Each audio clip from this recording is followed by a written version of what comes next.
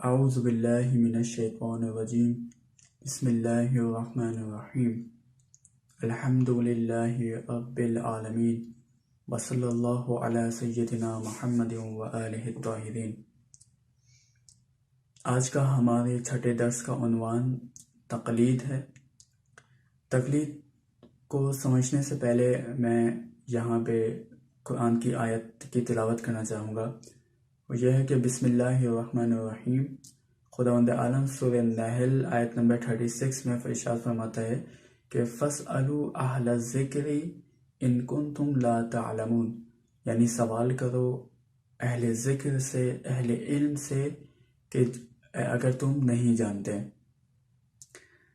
یعنی اگر مجھے گھر بنانا ہے تو میں ایک انجینئر سے رابطہ کروں، اس سے بات کروں، نہ کہ یہ کہ مثلا میں اس سے یہ پوچھوں، ایک انجینئر سے میں یہ پوچھوں کہ میں بیمار ہو گیا ہوں، میں ٹھیک کیسے ہوں گا۔ کیونکہ وہ انجینئر بدن کے حوالے سے نہیں جانتا، ہماری باڈی کے حوالے سے نہیں جانتا۔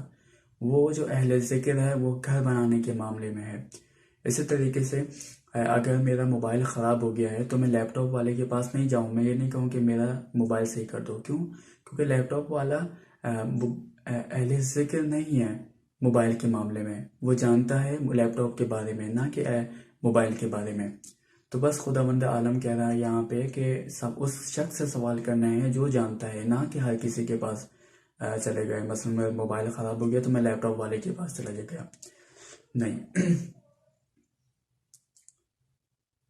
اسی طریقے سے اگر مجھے دین کے حوالے سے کوئی سوال پیش آتا ہے یا مشکل پیش آتی ہے تو میں اس شخص کے پاس جاؤں جو دین کے بارے میں علم رکھتا ہو، میرے دین کے بارے میں جو بھی سوال ہے اس کا جواب دے سکے۔ اب یہاں پہ ایک سوال یہ پیدا ہوتا ہے کہ ہم دیکھتے ہیں کہ معاشرے میں بہت سارے عالم دین ہیں، اب کس کے پاس رجوع کرنا چاہیے ہے؟ بس قرآن کی تعلیم ہے، اللہ ہمیں حکم دیتا ہے کہ سب سے بہترین عالم دین کے پاس جائیں۔ اس کو سمجھنے کے لیے مثال کے طور پہ آپ کی طبیعت خراب ہو جاتی ہے اور آپ کے علاقے میں 2 سے زیادہ ڈاکٹر ہیں یا 3 ڈاکٹر ہیں، تو مختلف کیٹیگری ہے۔ مثلا ایک ڈاکٹر ہوگا وہ بہت اچھا ہوگا، دوسرا تھوڑا کم ہوگا، تو یہاں پہ ہماری عقل یہ کہتی ہے جو سب سے بہترین ڈاکٹر ہے اس کے پاس جائیں تاکہ ہمیں اطمینان ہو سکے اور جلد سے جلد شفا یابی حاصل کر سکیں۔ یہی معاملہ دین کے اندر ہے۔ خدا کہتا ہے کہ ہر عالم نہیں بلکہ جو سب سے زیادہ عالم ہے اس سے رجوع کرنا ہے، اس کی بات کو ماننا ہے۔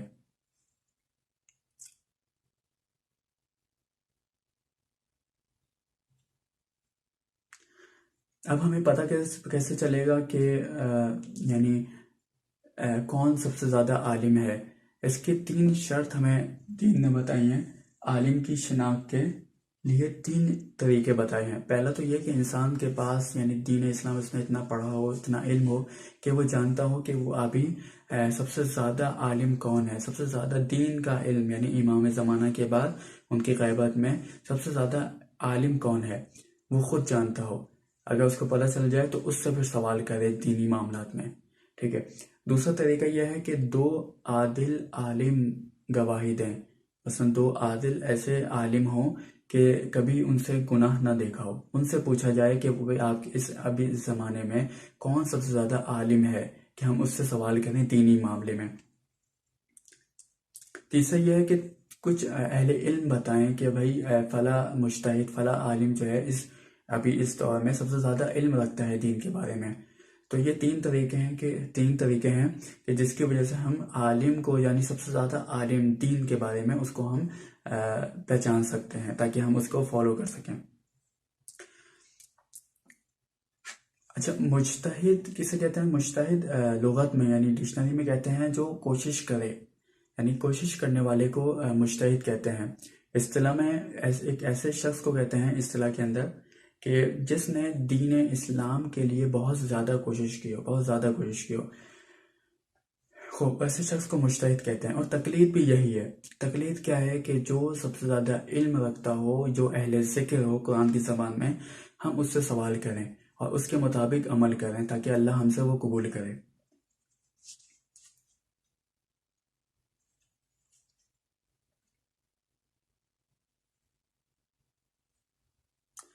اچھا، تقلید کے بارے میں قرآن یعنی یہ حکم نہیں دیتا کہ انسان کسی کی پیروی کرے.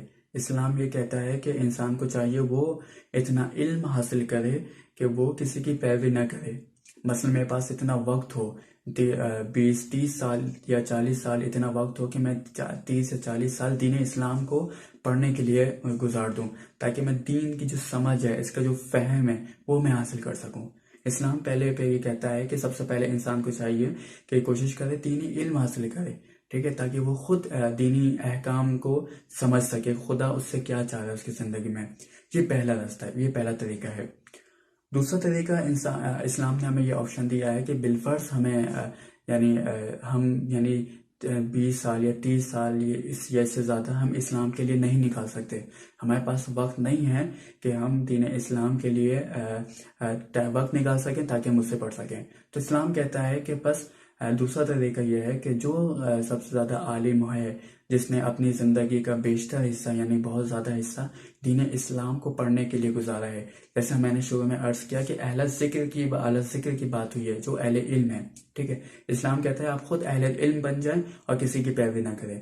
لیکن بالفرض اگر آپ کے پاس ٹائم نہیں ہے، وقت نہیں ہے، صبح آپ کو جانا ہوتا ہے، آفس ہیں یا دوسری مشکلات ہیں، اس کی وجہ سے آپ اہل علم نہیں بن پاتے، اہل ذکر نہیں بن پاتے، تو دوسرا آپشن یہ ہے کہ جو سب سے زیادہ اہل ذکر ہو، جس نے سب سے زیادہ یعنی اس فیلڈ کے اندر مثلا دین اسلام کے اندر ایک فہم حاصل کیا ہو، سوچ حاصل کی ہو، ٹھیک ہے، اس کی پیروی کی جائے. مثلا جو وہ کہتا ہے اس کے مطابق عمل کی جائے. کیوں؟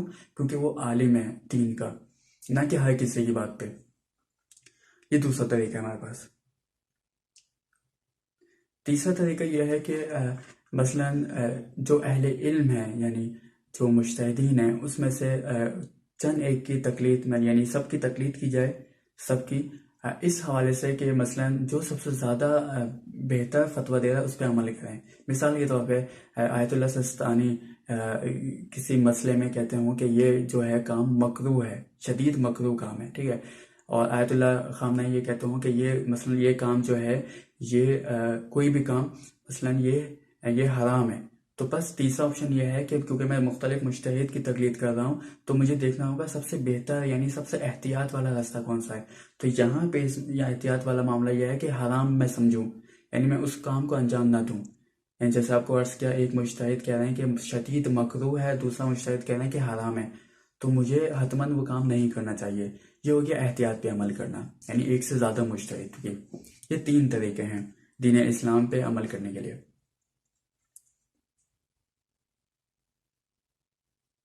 بس خلاصتاً یہ کہ اسی کو یعنی شارٹ کریں یا مختصر کریں تو انسان یا تو خود مجتہد ہو، یعنی انسان نے یا تو خود یعنی 30-40 سال اس علم دین اسلام کے بارے میں کے حوالے سے لگائے ہوں، اس کی فہم سمجھ حاصل کی ہو، علم حاصل کیا ہو، اور خود عمل کرے یعنی دین کے مطابق. پہلا یہ کہ خود مجتہد ہو، ٹھیک ہے. دوسرا یہ کہ انسان کسی عالم کی جو سب سے زیادہ علم رکھتا ہے اس کی بات کو سنیں. جیسے ہم اب ہماری زبان میں اسپیشلسٹ کہتے ہیں، متخصص، یعنی جو سب سے زیادہ علم رکھتا ہے.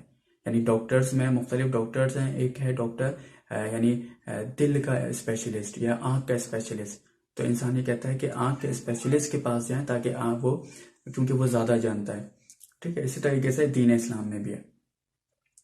یا تیسرا طریقہ مختلف عالم کی یعنی مجتہدین کی تقلید کی جائے. جیسے آپ کو مثال دی کہ ایک مجتہد مکروہ ہے، شدید مکروہ کہہ رہا ہے، ایک مجتہد حرام کہہ رہا ہے، تو میں حرام کو فالو کروں یا اس کی اتباع کروں.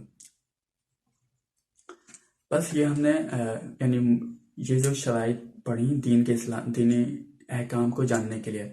اب یہاں پہ سوال یہ ہے کہ ایک مجتہد یعنی جو دین کے اسلام کے بارے میں کوشش کر رہا ہے، اپنا ٹائم لگایا ہے دین کو سمجھنے کے لیے، مجتہد کی کیا خصوصیات ہونی چاہیے، اس کے اندر کیا شرائط ہونی چاہیے کہ ہم اس کی بات کو سن سکیں.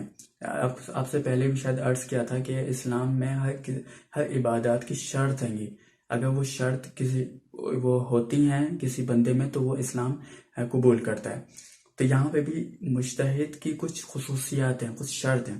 سب سے پہلے یہ کہ جو ایک مجتہد ہو وہ مرد ہونا چاہیے، یعنی اسلام کہتا ہے مرد کی پیروی کرنی، نہ کہ ایک عورت کی، ٹھیک ہے. یہ پہلا ہے. دوسرا یہ کہ انسان جو مرد ہے وہ عاقل ہونا چاہیے، یعنی عقل مند ہونا چاہیے، ٹھیک ہے، یعنی دیوانہ یا اس قسم کا بندہ نہیں ہونا چاہیے۔ تیسرا یہ ہے کہ بالغ ہو، یعنی بچے کی تقلید اسلام نہیں کہتا، یعنی بالغ وہی کہ تین نشانیاں ہیں، اس سے نیچے کی تقلید کا یعنی پیروی کرنے کا اسلام نہیں کہتا، بلکہ ایک بالغ انسان کی۔ چوتھا یہ کہ شیعہ اثنا عشری ہونا چاہیے، ایسا شیعہ جو 12 اماموں کو مانتا ہو، یعنی پانچواں یہ کہ حلال زادہ ہونا چاہیے۔ چھٹا زندہ ہونا چاہیے، یعنی مردہ مجتہد کی تقلید نہیں ہے، زندہ ہو تاکہ اپنے دور حاضر کے حوالے سے ہماری رہنمائی کر سکے اسلام کی روشنی میں۔ ساتواں یہ ہے کہ عادل ہونا چاہیے۔ عادل یعنی کیا؟ کبھی بھی کسی نے اس کی ذات سے یعنی اس شخص سے کوئی گناہ نہ دیکھا ہو، نہ سنا ہو، ٹھیک ہے، یہ شخص عادل ہے۔ اور آٹھویں شرط یہ ہے کہ عالم ہونا چاہیے، یعنی سب سے زیادہ علم رکھنے والا ہونا چاہیے زمانے میں۔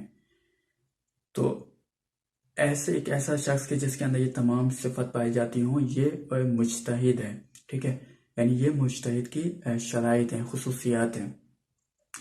آخر میں اللہ تعالیٰ سے دعا کرتے ہیں کہ خداوند عالم نے کہ جو ہماری آسانی کے لیے جو یہ سلسلہ رکھا ہے، ہمیں ان کے مطابق ان سے رہنمائی حاصل کرنے کی توفیق عطا کرے۔ السلام علیکم ورحمۃ اللہ وبرکاتہ۔